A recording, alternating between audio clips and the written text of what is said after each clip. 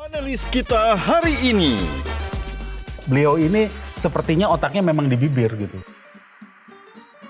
Mengapa kok Anda waktu itu begitu populer? Ketika partai-partai dan Mas Anies mengalami partai itu cipoa semua karena kurikulumnya oligarki. Jadi kalau nggak masuk kelas oligarki, Mas Anies nggak akan lolos. Guru politik Bapak tuh siapa sih, Pak? Kalau Bapak ditawarin jadi menteri, Pak Anies akan bergabung nggak? Habis mencalonkan Anies menjadi calon presiden, tekanan dialami Nasdem luar biasa. Metro TV ini mengalami tekanan luar biasa. Coba dicek berapa banyak iklan yang berhenti di Metro TV.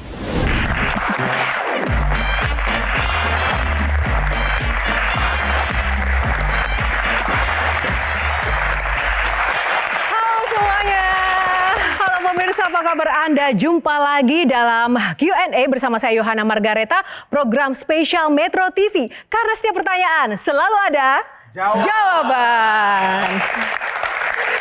Terima kasih untuk pemirsa yang sudah menonton Q&A dan tak lupa saya tidak sendiri, ada para panelis kita yang luar biasa. Tepuk tangan untuk para panelis kita. Dan tak lupa ada para teman-teman audiens yang di studio. Tepuk tangan dong, teman-teman. Pemirsa, seperti biasa, Q&A kali ini luar biasa dan tentu saja spesial hanya untuk Anda. Menghadirkan sosok inspiratif meski jalannya tak manis tapi tetap optimis. Siapakah dia? Nah, beliau ini adalah penggerak pendidikan dan juga perubahan. Meski jalannya sempat diblokir, tapi ia tak akan pernah tersingkir. Siapakah dia? Inilah Anies Baswedan.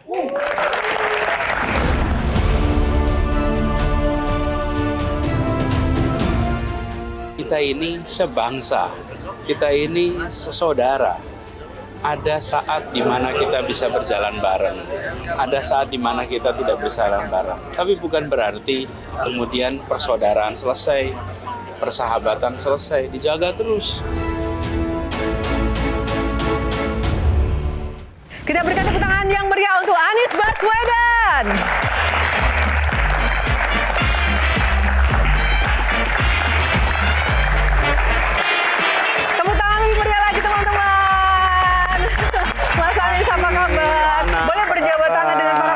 Sudah lama menanti. Sally, apa kabar? Malam ini sangat luar biasa.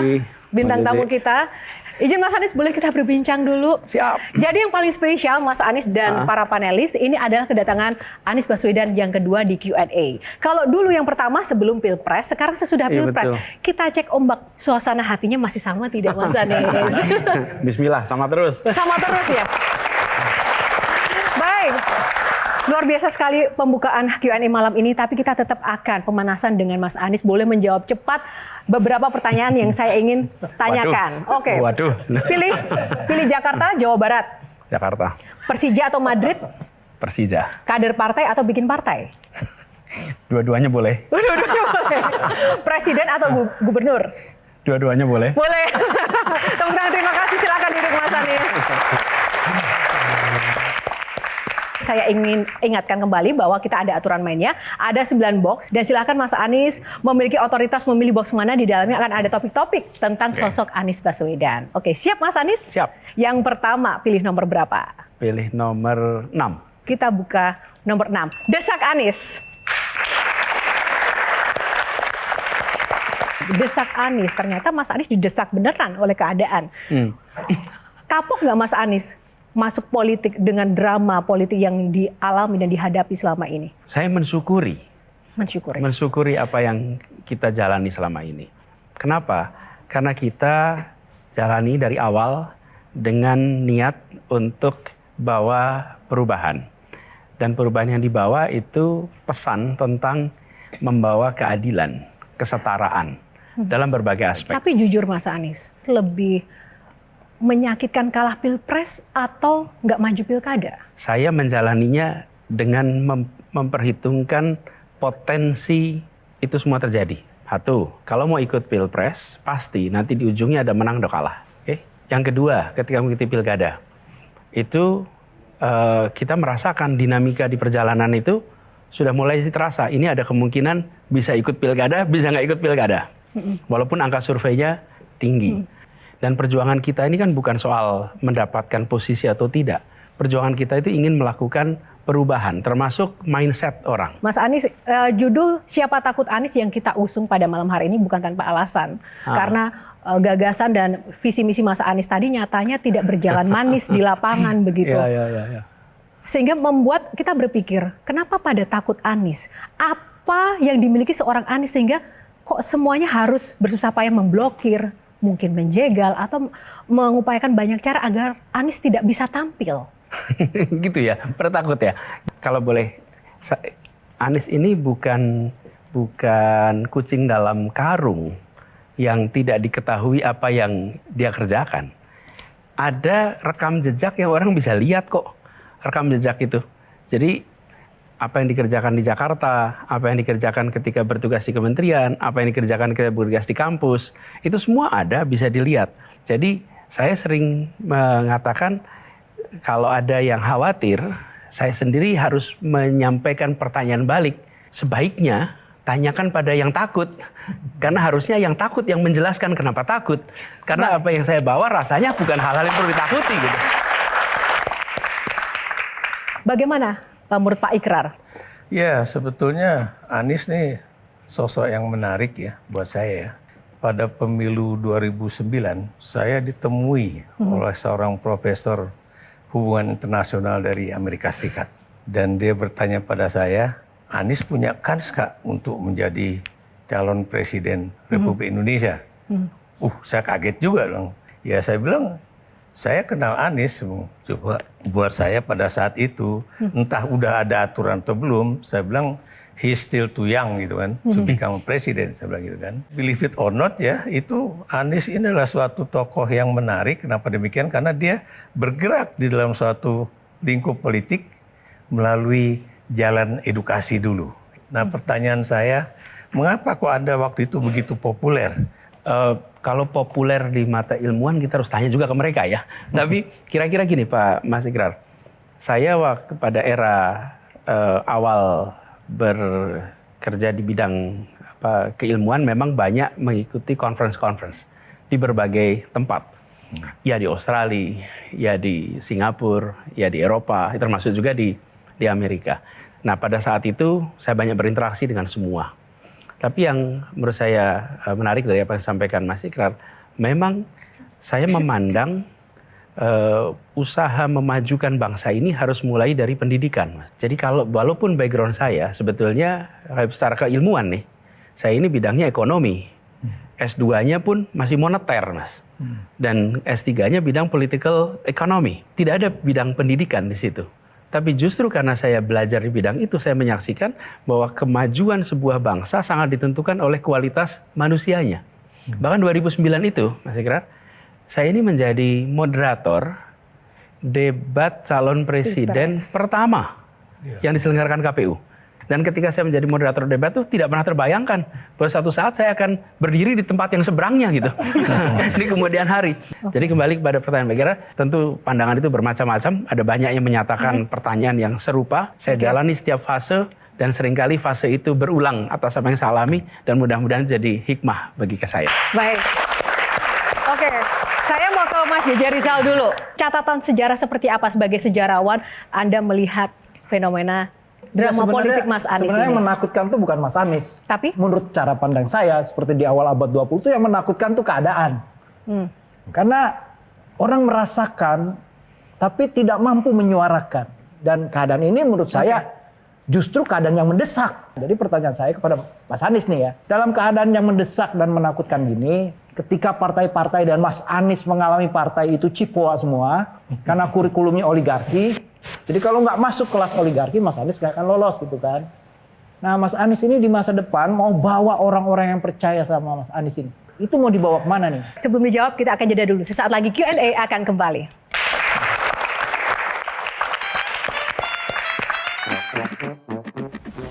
Bagaimana sosok Pak Anies Baswedan ini memaintain kesalahpahaman, kebencian. Tahu mau hidup tanpa kritik, tanpa tantangan, ya di rumah saja melihara burung.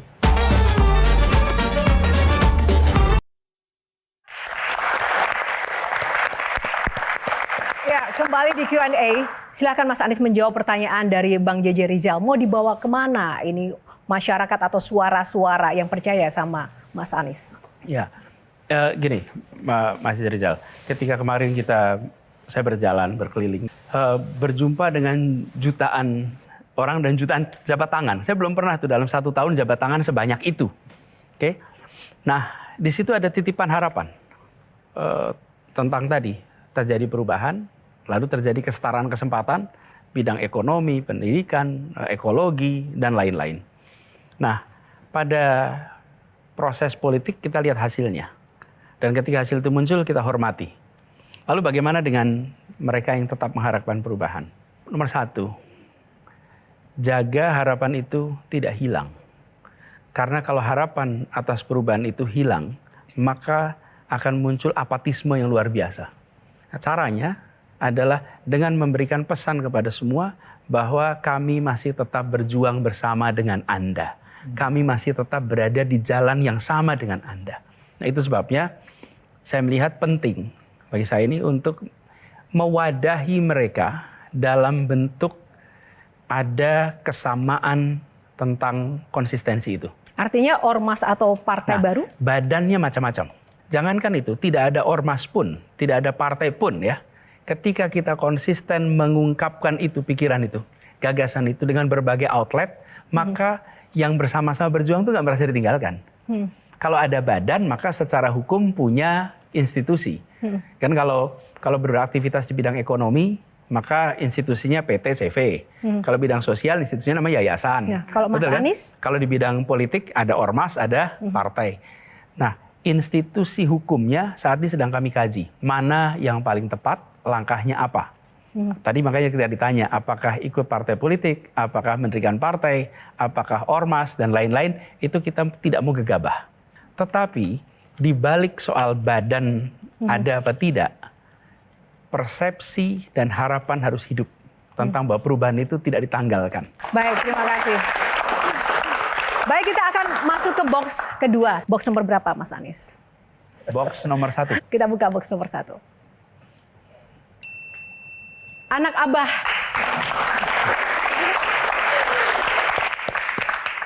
Sebelum kita ke panelis, Mas Anies, banyak sekali supporter yang mendukung Mas Anies di setiap pergerakan. Tapi ada satu supporter yang kami juga sempat capture dan dapati memang sangat-sangat loyal terhadap Mas Anies. Bahkan ketika video ini kami sebarkan sangat-sangat viral hingga jutaan. Karena sosok yang satu ini benar-benar menyuarakan isi hatinya untuk seorang Anies Baswedan. Kita lihat siapakah dia. Abah adalah cinta pertamaku. Nasihatmu menguatkan saat aku ragu. Tanganmu membimbingku agar aku terus melaju. Kesabaranmu adalah ruang berkarya bagiku. Setiap tindakanmu adalah penunjuk arahku. Dan senyummu selalu kurindu. Mata teduhmu adalah api semangatku. Teruslah menjadi sumber inspirasiku, Abah. Bagiku, Abah selalu nomor 1. Semoga berkah selalu melimpahi jalanmu. Amin.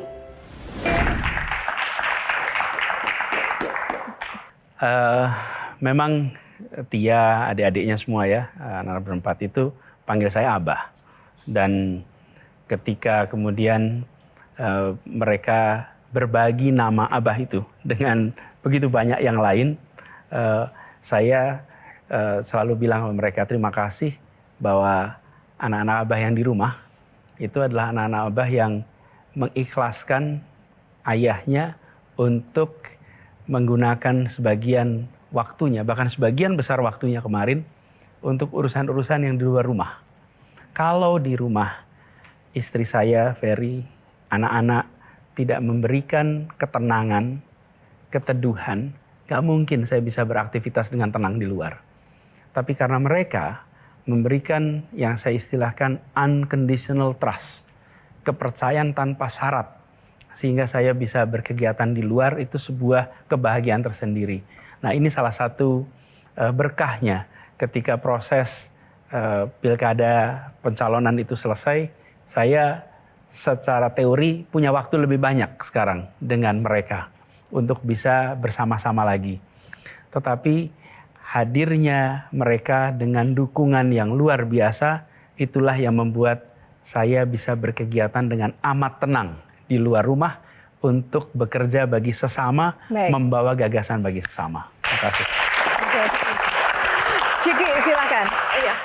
Pak, di salah satu acara saya pernah sekilas mendengar Bapak mengisahkan tentang, kalau nggak salah pesan terakhir dari almarhum bapaknya Pak Anies yang berkaitan juga tentang perjalanan politik Pak Anies. Kira-kira bisa diceritakan nggak Pak? Ayah saya namanya Rosid Baswedan. Beliau adalah seorang dosen, guru, pengajar. Dan beliau itu mengajar dari mulai tahun 64-65 sampai sekitar tahun tahun 2005. Jadi cukup panjang tuh, hampir 50-an tahun mengajar.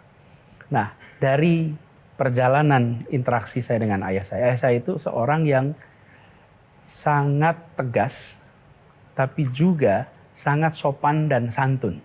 Dan beliau salah satu pendorong penting yang membuat saya punya aktivitas begitu banyak. Dan pernah satu ketika, nah ini yang kemudian menjadi nasihat terakhir beberapa hari sebelum wafat. Pada waktu itu, saya mendapat undangan untuk mengikuti sebuah proses politik. Lalu saya tanya pada ayah saya, pandangannya gimana? Beliau wafat bulan September 2013. Beberapa hari sebelumnya saya ke Jogja, masih sehat, kita masih ngobrol. Nah, pada saat itu saya tanya pendapat beliau tentang opsi ini. Lalu beliau sampaikan pandangannya, lalu saya ada pertanyaan balik. Pertanyaan balik itu begini. Saya panggilnya Abah juga. Bah, ini kalau Anies ikut proses politik ini, maka akan banyak sekali serangan-serangan, akan banyak sekali hantaman-hantaman. Gimana menurut Abah? Dan itu jawaban ayah saya.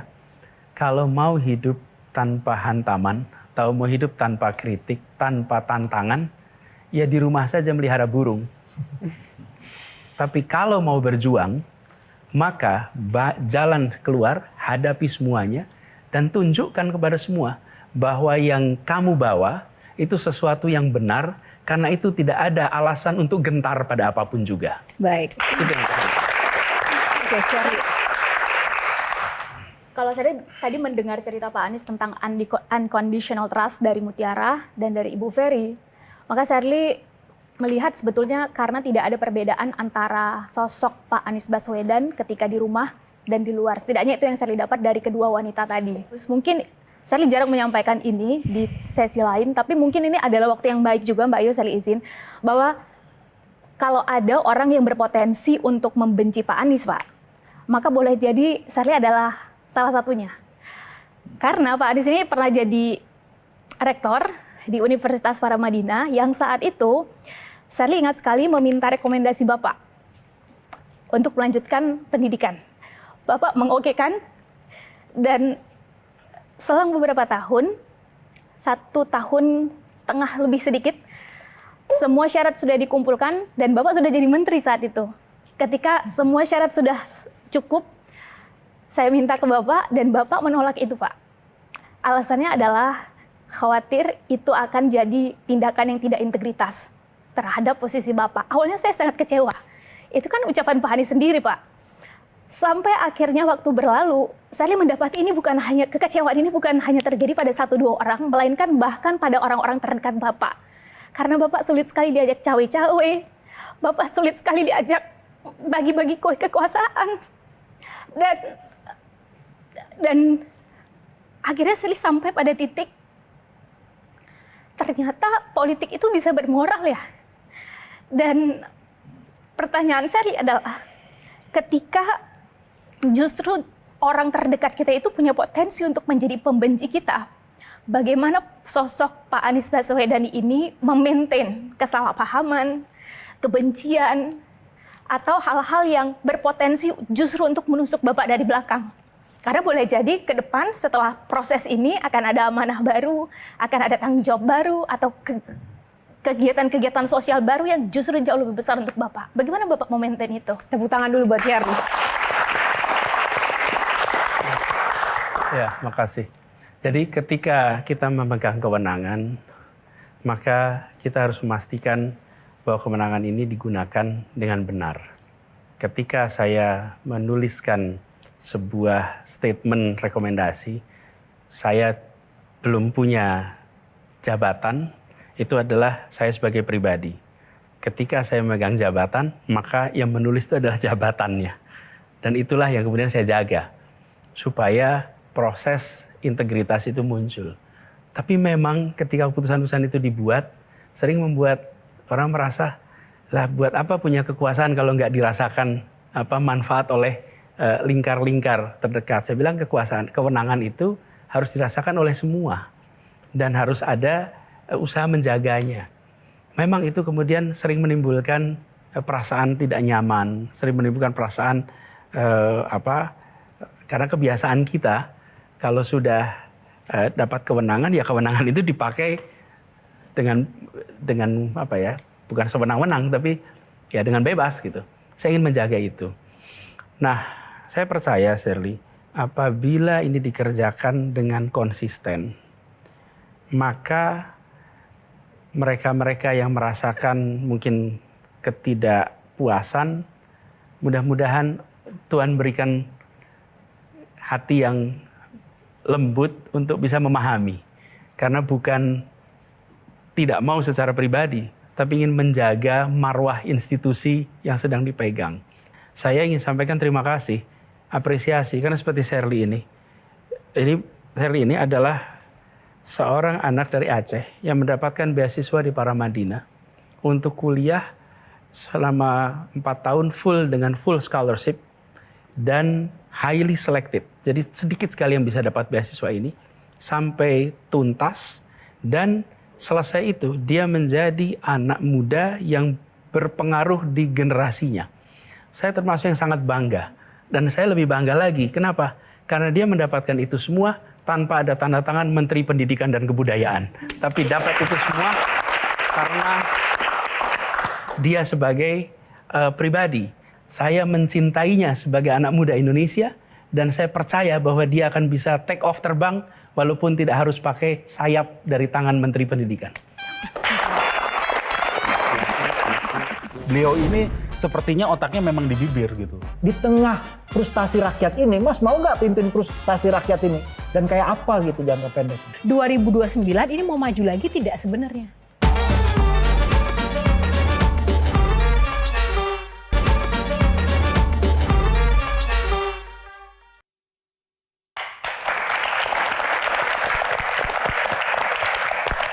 Baik, terima kasih sudah bersama Q&A. Pemirsa masih bersama bintang tamu kita Anies Baswedan, dan kita akan persilakan Semi. Tadi gemas sekali kok nggak dapat kesempatan. Silakan Semi.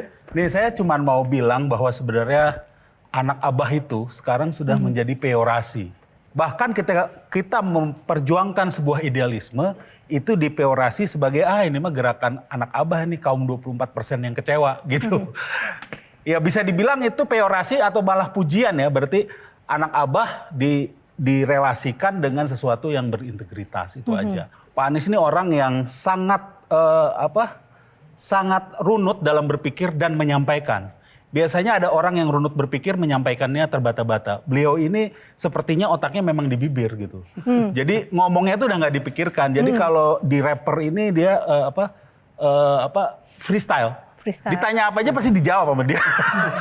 Pertanyaanmu? Pertanyaanku adalah sebenarnya bagaimana orang yang sudah berpikir dengan runut bisa dengan strategis nanti ke depannya. Karena kenapa, J? Ya tapi problemnya hari ini adalah banyak yang nggak punya otak dan nggak bisa berpikir runut. Indonesia itu jadi kacau balau, gitu. Ya. Itu karena nggak ada pikiran. Jadi nggak harus kecewa dengan 24% kalau punya pikiran. Jadi lu jubirnya Pak Anies nih? Bukan. Menjelaskan yang susah lo jelaskan itu. Oke. Dan 50 juta ini yang di quote unquote dibilang anak abah, ini luas sekali loh. Dari orang aktivis yang kiri sampai konservatif kanan dan orang-orang liberal. Nah ini kalau Pak Anies bikin partai, strateginya gimana ini? Bisa mewadahi orang-orang yang beraliran Marxis sampai yang konservatif. Berat sekali, gimana nih Pak Anies? Saya selalu bayangkan gini, Semi. Kita sering memfokuskan pada latar belakang. Latar belakang pikiran, latar belakang etnis, latar belakang suku. Yang mempersatukan itu latar depan. Karena latar belakang tidak bisa dipersatukan. Betul. Kenapa? Karena itu adalah masa lalu. Ya latar belakangnya beda-beda mau diapain? Yang satu bisa dibilang suku, ideologi. Ya sudah tumbuh besar dengan ideologi yang pernah ada. Pikiran-pikiran. Tapi ketika bicaranya masa depan, nah kita bisa bersatu tuh. Kenapa? Karena masa depan itu adalah sesuatu yang kita tatap sama-sama. Jadi kalau kami tawarkan, kenapa ini bisa across the board ya, lintas identitas, lintas minat, lintas profesi, lintas pikiran. Karena yang kita mau bawa, tawarkan adalah tentang kesetaraan, keadilan. Itu buat kita ke depan. Bagaimana kemudian situasi komunikasi Mas Anies dengan Nasdem atau dengan Bapak Surya Paloh yang memang sejak awal dari Pilpres sampai akhir itu memang tidak bergeming untuk mendukung Mas Anies. Dan apakah memang terjadi tekanan seperti itu? Pak Surya Paloh itu seorang yang ketika beliau ambil keputusan itu dijalani proses itu tuntas. Ya. Dan beliau selalu menyampaikan apa adanya. Tidak ada yang ditutup-tutupi. Ketika kondisinya baik disampaikan. Ketika kondisinya tidak baik disampaikan.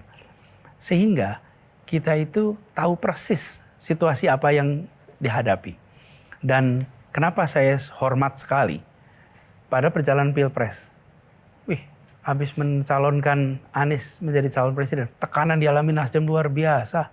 Metro TV ini mengalami tekanan luar biasa. Coba dicek berapa banyak iklan yang berhenti di Metro TV gara-gara proses itu.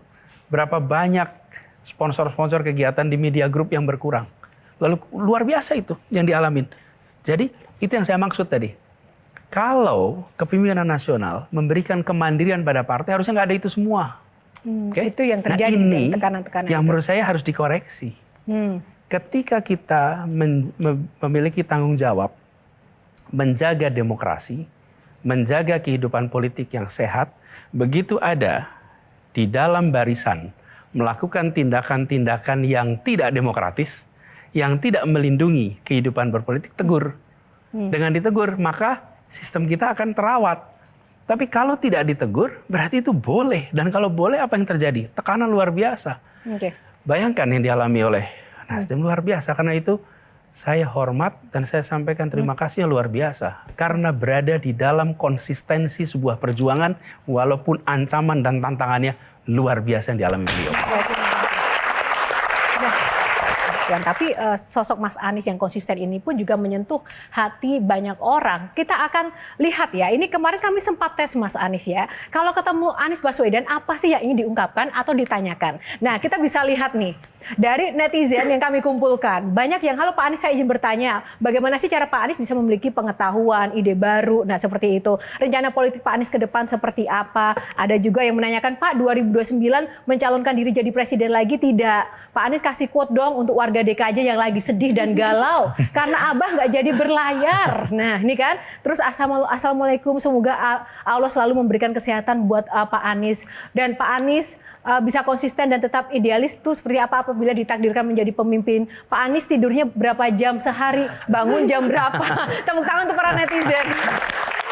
Jadi Mas Anies, banyak sekali sebenarnya, ini ribuan ya. Ini kami tidak bisa menampilkan semuanya, tapi dari antusiasme warga ini baru beberapa menit semuanya udah ribuan masuknya. Semuanya ingin menanyakan dan mengungkapkan kesedihan Mas Anies nggak maju Pilkada DKJ. Yang kedua, pertanyaannya adalah dari netizen ini 2029 ini mau maju lagi tidak sebenarnya? Saya tidak tahu apa yang akan terjadi di masa depan. Jadi saya selalu memilih untuk mengerjakan apapun yang sekarang bisa dikerjakan. Jadi dulu saya berada di luar pemerintahan, dan ketika berada di pemerintahan, ya gagasan tentang keadilan kesetaraan itu dilakukan. Ya tadi cerita tentang beasiswa, ya saya ngurusin kampus, padahal kampus swasta tuh nggak harus nyari beasiswa, itu kan biar bagian negara aja ngurusin. Tapi kita terpanggil. Kemudian Indonesia Mengajar, mengirim guru ke pelosok-pelosok tanah air, lagi-lagi kesetaraan. Tapi kan orang harus punya rencana untuk langkah di masa depan, karena kan kata pepatah, masa depan kita ditentukan oleh langkah sekarang, Mas Anies. Ya, gini, Pilpres 2029 itu masih 5 tahun. Sekarang hasil Pilpres kemarin aja belum dilantik nih. Oke? Jadi kita kerjakan step by step. Tapi saya yang pasti akan selalu berada di dalam kegiatan bersama publik untuk memberikan manfaat kepada publik, Adapun soal proses politik, pilpres, pemilu dan lain-lain itu masih panjang. Terlalu awal untuk sekarang menentukan. Mas. Oke, silakan. Jadi yang jangka pendek yang Mas mau lakukan di tengah frustasi rakyat ini, Mas mau nggak pimpin frustasi rakyat ini? Dan kayak apa gitu jangka pendeknya? Baik, terima kasih tepuk tangan untuk Bang JJ. Namun kita akan jeda dulu sesaat lagi, Q&A akan kembali. Karena setiap pertanyaan selalu ada jawaban. Kalau Bapak ditawarin jadi menteri, sesudah proses ini, Pak Anies akan bergabung nggak?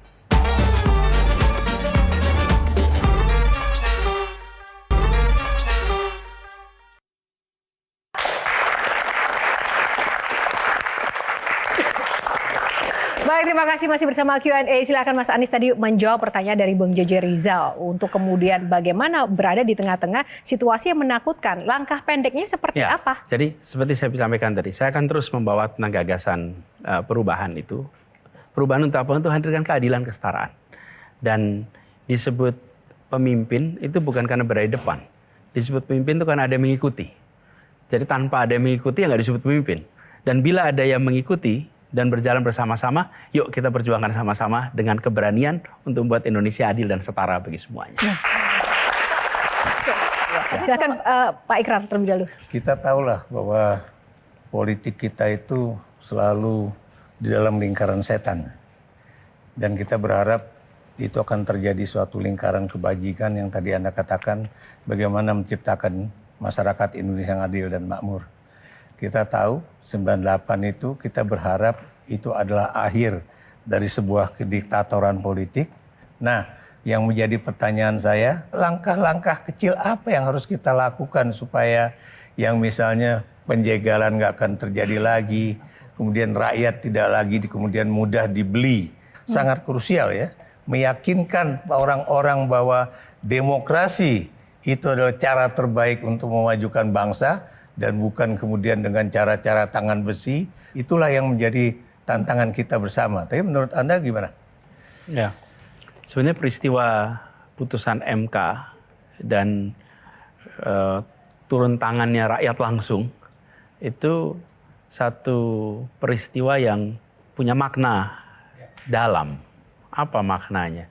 Bahwa rakyat tidak akan membiarkan ketika terjadi penyimpangan, apalagi penyimpangan yang melampaui batas. Dan apa yang terjadi? Reaksinya cepat sekali. Negara kemudian memilih untuk mengubah keputusan. Negara dalam artian ini DPR ya, mengambil keputusan. Nah, menurut saya lintas sektor harus lebih sering mengungkapkan itu.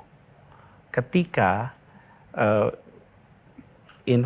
suprastruktur yang ada itu tidak sesuai dengan aspirasi rakyat, maka rakyat harus merespon.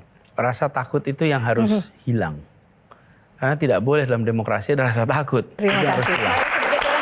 Oke, singkat saja, Charlie pribadi dejavu dengan semua statement Pak Anies tadi ke 2019, Pak. Ketika mendengar istilah bahwa ya akan timbul dan tenggelam bersama rakyat, tapi ketika mendapat tawaran untuk bergabung, akhirnya diterima juga. Pertanyaannya, Pak, kalau Bapak ditawarin jadi menteri, sesudah proses ini, Pak Anies akan bergabung nggak? Kalau saya itu menjawab, ya bersedia, pertanyaan memang ditawarin. Oke, saya bilang enggak. Jawabnya, memang nawarin lo? Enggak loh, ngapain GR gitu. Nggak akan ditawarin Pak, soalnya masih bete soal 11+100 gitu ya. Jadi makanya saya bilang, saya terus akan bismillah tetap berada di dalam perjuangan untuk keadilan, kesetaraan. Dan nanti pada saatnya saya akan jawab. Okay. Tapi kalau saya hypothetical, itu nanti malah jadi nggak enak gitu. Baik, terima kasih tepuk tangan. Kiki, singkat saja Kiki. Mungkin saya salah satu yang kecewa ketika Bapak nggak ambil Jabar. Karena menurut saya tuh orang kayak Pak Anies tuh harus ada posisi sehingga dengan dengan lebih mudah bisa membawakan gagasan-gagasan Bapak. Dan ketika saya tahu salah satu alasannya karena tidak mau berhadapan dengan Presiden PKS karena tidak mau memecah belah umat. Saya tuh ngerasa ini nih mungkin keputusan yang salah secara politik tapi benar secara moral. Jadi kompas moral Bapak tuh kayak Bapak pegang terus gitu. Pertanyaannya adalah karena banyak keputusan Bapak yang nggak umum ya sebagai politisi. Guru politik Bapak tuh siapa sih Pak? Gini Ciki, saya bersyukur sekali dapat kesempatan membaca biografi-biografi para pendiri bangsa. Saya sebetulnya pencinta baca biografi. Dan dari biografi itu saya menemukan bahwa keputusan-keputusan itu dibuat seringkali bukan hanya mencerminkan kepentingan hari itu, tapi juga memikirkan tentang bagaimana efek ke masa depannya. Dari situ saya belajar, tidak semua keputusan itu baik dan benar. Kita ingin ambil keputusan itu, keputusan yang benar dan baik. Benar secara moral, baik secara konsekuensi. Tapi dalam hidup ini, kita nggak selalu ketemu situasi begitu. Kadang-kadang kita ambil keputusan yang benar, tapi konsekuensinya nggak baik. Kadang-kadang kita ambil keputusan yang tidak benar, tapi baik. Nah itu boleh berdebat tuh di situ. Itulah ruang untuk manusia berdebat. Yang tidak boleh, itu yang paling bawah nih. Sudah tidak benar, tidak baik pula. Gitu. Oke, ini harus dihindari. Tadi menurut Ciki, keputusan Anies itu benar tapi tidak baik gitu kan kira-kira. Mungkin benar. Tidak pas secara politik Ya, gitu, tapi benar secara moral. Konsekuensinya nggak baik gitu. Konsekuensinya bukan sesuatu yang baik. Di sisi lain, kalau saya ambil keputusan itu, maka baik secara konsekuensi karena saya terlibat politik, tapi tidak benar secara moral atau pegangan. Baik. Tidak benar. Baik, kita akan masuk ke box selanjutnya. Silakan Mas Anies mungkin minum dulu. Box nomor berapa Mas Anies? Oke, kalau gitu paling kiri bawah, 7. 7, kita buka box nomor 7. Ubah bareng. Nah ini menarik. Nanti saya akan tampilkan foto Mas Anies dan juga panelis. Ketika melihat foto ini, Mas Anies ataupun panelis akan terpikir untuk mengubah apa. Jadi kita pengen menggali ubah bareng tuh apa yang bisa kita ubah sama-sama. Yang pertama saya akan berikan kesempatan ke Mas Anies dulu. Kalau melihat foto ini, apa yang perlu diubah Mas Anies? Saya rasa sudah saatnya kita memiliki rekam jejak sikap tiap anggota DPR RI. Ada rapotnya. Rapot itu menjelaskan apa kinerja kita di bidang apa. Sanya Semi, apa yang mau diubah dari gambar yang kedua? Kita akan tampilkan. Ini. Nah, ini. Sebenarnya kalau mengacu ke putusan yang terakhir ya itu udah bagus ya, sudah sesuai ke kehendak rakyat. Tapi ke depannya tuh yang paling penting itu yang harus digugat adalah PT 20%, presidential threshold 20%. Itu harus dibikin 0. Sehingga nggak ada lagi jegal menjegal. Dari Mas Anies singkat saja, melihat institusi ini apa yang diubah? Sebenarnya menjaga independensi mereka. Nggak usah diubah-ubah aturan-aturannya. Baik, selanjutnya kita buka. Nah, Komisi Pemilihan Umum. Mungkin silakan Bang JJ Rizal, apa yang mau diubah? Singkat saja. Kampanyenya lebih banyak yang teknis ya, KPU ini. Jadi yang perlu diubah apanya? Yang perlu diperbanyak adalah etiknya. Oke, kalau dari Mas Anies satu kata, apa yang diubah dari KPU? Pemilu adalah event milik rakyat, bukan event milik KPU. Pak Ikrar? KPU itu benar-benar menghitung suara rakyat. Kenapa demikian ya? Karena kita tahu praktek KPU yang kemarin, baik itu pemilu presiden maupun pemilu legislatif, itu tampak jelas bahwa suara itu masih bisa dipermainkan.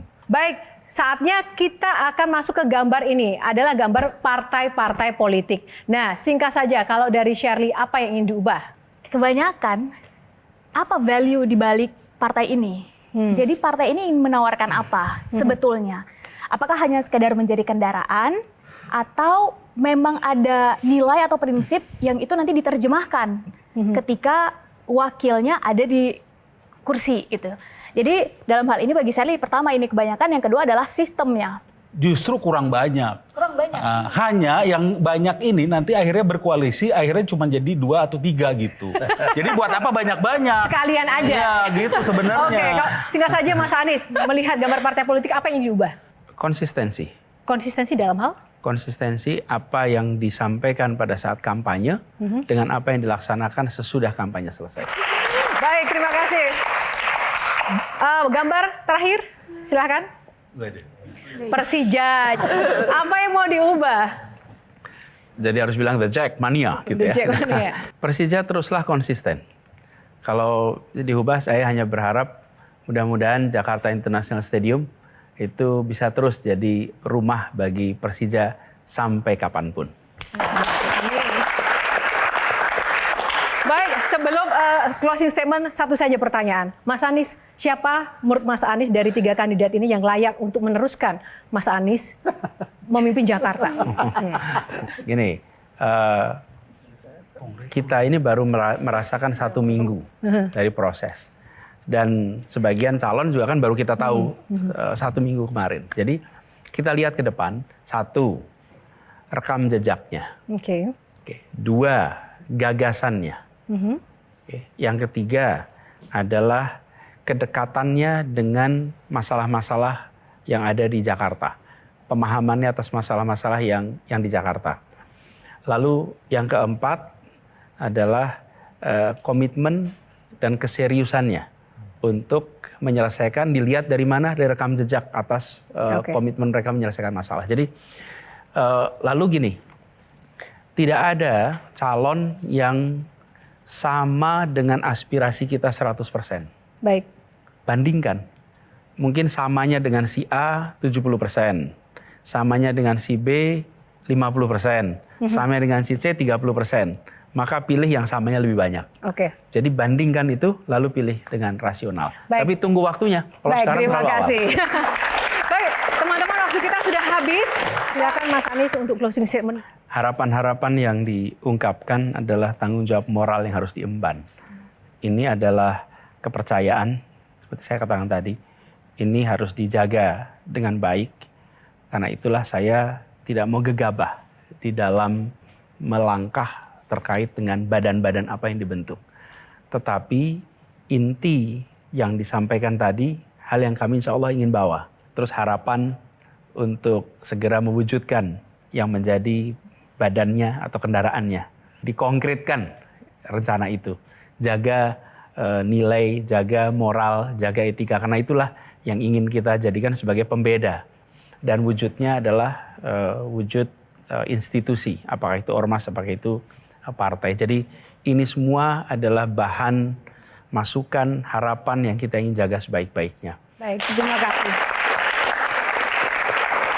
Terima kasih sekali lagi untuk Pak Anies Baswedan untuk inspirasinya pada malam hari ini dan juga para panelis yang luar biasa dan rekan-rekan yang ada di studio. Dan untuk Anda pemirsa, terima kasih.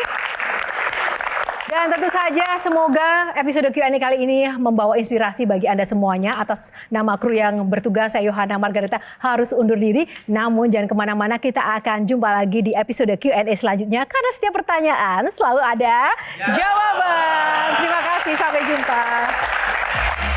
Terima kasih Mas. Metro TV. Jelajahi cara baru mendapatkan informasi. Download Metro TV Extend sekarang.